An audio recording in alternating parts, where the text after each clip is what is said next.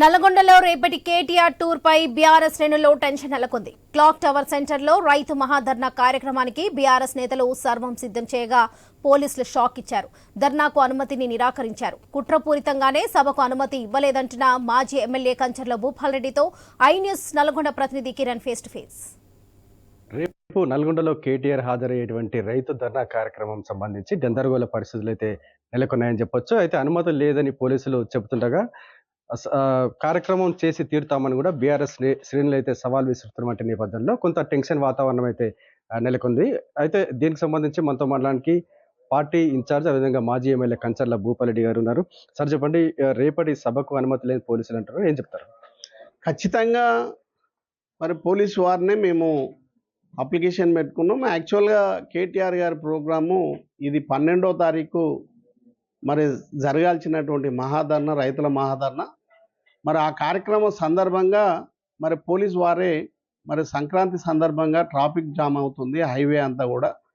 మరి దాని సందర్భంగా మీరు మమ్మల్ని రిక్వెస్ట్ చేస్తూ మరి పండుగ తర్వాత మీరు ధర్నా కార్యక్రమాన్ని పెట్టుకోండి, మేము ఎక్స్క్యూజ్ చేస్తున్నామంటే మేము అధిష్టానానికి చెప్పి 12 కాకుండా సంక్రాంతి తర్వాత చేసుకుందామంటే వాళ్ళు కూడా సానుకూలంగా స్పందించి వారు ఇచ్చినటువంటి మరి మాటకు మేము గౌరవిస్తూ పండుగ తర్వాత 21వ తారీఖు నాడు అనౌన్స్ చేసుకోవడం జరిగింది. మరి 21వ తారీఖు నాడుకి మేము 4 రోజుల ముందే మేము అప్లికేషన్ కూడా పెట్టుకున్న తర్వాత డిఎస్పీ కానీ తర్వాత ఎస్పీ కానీ ఇద్దరు కూడా పోలీసు వాళ్ళు అందరూ కూడా వచ్చి ఎక్కడ ఏంది అంతా కూడా చూసుకున్నారు. వాళ్ళు నిన్న సాయంత్రం కూడా ఇస్తామన్నారు. మరి ఏమైందో ఏం కథో మరి ఈ జిల్లా సంబంధించిన పెద్దలా లేకపోతే రాష్ట్రానికి సంబంధించినటువంటి పెద్దల మరి ఒత్తిడి మేరకు మరి ఈరోజు పొద్దునట్టు రిజెక్ట్ చేస్తూ మాకు ఆర్డర్ ఇవ్వడం జరిగింది. ఇది ధర్మం కాదు.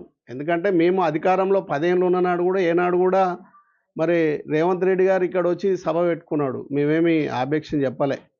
మరి అదేవిధంగా బట్టి విక్రమార్క గారు కూడా నల్గొండకు వచ్చి అదే ప్లేస్లో ధర్నా పెట్టుకున్నారు, మేమేమి ఇబ్బంది పెట్టలే. గతంలో కూడా ఉద్యమం అంతా కూడా అక్కడి నుంచే నడిచింది. ఎవరి కార్యక్రమం తీసుకున్నా అక్కడి నుంచి చేస్తారు.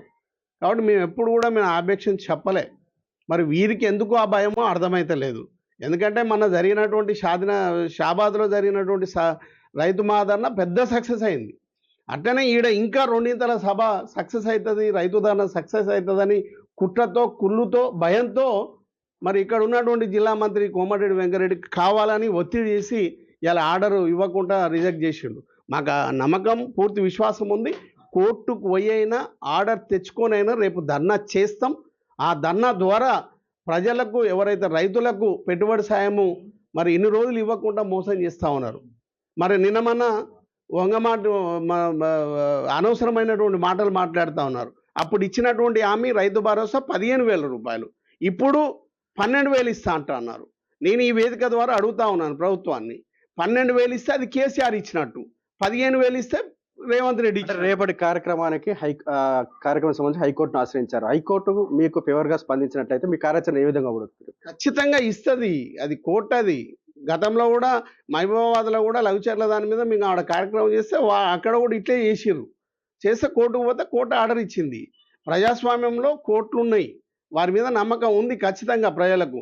ఎందుకంటే రైతులకు జరుగుతున్నటువంటి అన్యాయం కానీ రైతులకు ఇచ్చినటువంటి హామీలు కానీ అవన్నీ కూడా నెరవేర్చకపోతే మరి ప్రొటెక్ట్ చేసే హక్కు ప్రతిపక్ష పార్టీలకు ఉంటాయి.